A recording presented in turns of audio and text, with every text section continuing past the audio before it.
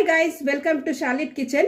நம்ம இன்னைக்கு என்ன செய்ய போறோம்னா வெள்ளை பூசணிக்காய் கூட்டு செய்ய போறோம். வாங்க வீடியோக்குள்ள போலாம்.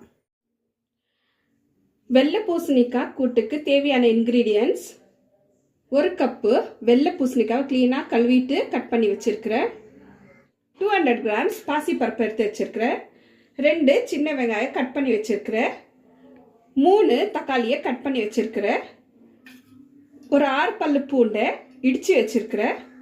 2 காஞ்ச மிளகாய், 3 பச்சை மிளகாய், 1 டேபிள்ஸ்பூன் சீரகம், 1 டேபிள்ஸ்பூன் கடுகு, 1 டேபிள்ஸ்பூன் மிளகாத்தூள், 1/2 டேபிள்ஸ்பூன் மஞ்சாத்தூள், தேவையான அளவு உப்பு, கொஞ்சம் கருவேப்பிலை, கொஞ்சம் கொத்தமல்லி. ஸ்டவ் பற்ற வச்சுட்டு குக்கர் வச்சுக்கலாம். தேவையான அளவு எண்ணெய் ஊற்றிக்கலாம். எண்ணெய் நல்லா சூடாயிடுச்சு. கடுகு போட்டுக்கலாம், சீரகம் போட்டுக்கலாம்,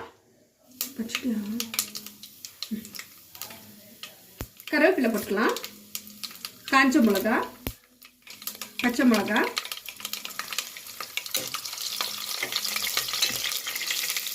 வெங்காயம்,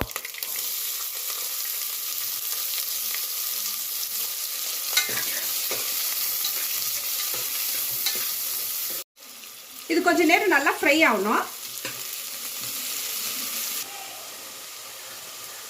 இப்போ வெங்காயம் நல்லா ஃப்ரை ஆயிடுச்சு. இப்போ தக்காளி போட்டுக்கலாம்.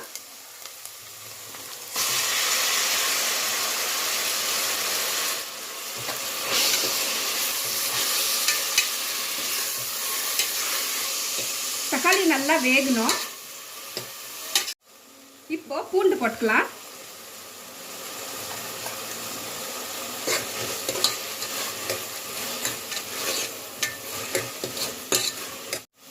தக்காளி நல்லா வெந்துடுச்சு. மஞ்சாத்தூள்,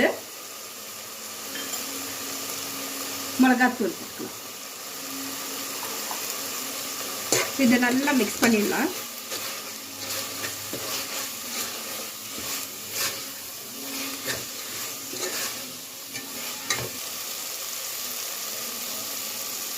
பாசி பருப்பு போட்டுக்கலாம். பூசணிக்காய் போட்டுக்கலாம். இதை நல்லா மிக்ஸ் பண்ணிக்கலாம். இப்போ இது வேகிறதுக்கு தண்ணி ஊற்றிக்கலாம்.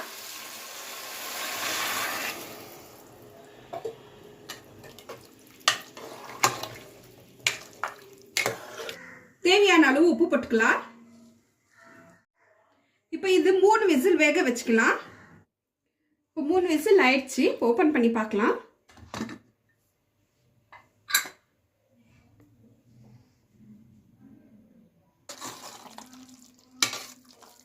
இப்போ கொஞ்சம் கொத்தமல்லி போட்டுட்டு இறக்கிடலாம். அவ்வளவுதான், வெள்ளை பூசணிக்காய் கூட்டு ரெடி.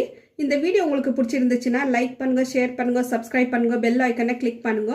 ஓகே கைஸ், நெக்ஸ்ட் வீடியோல பார்க்கலாம். பாய்.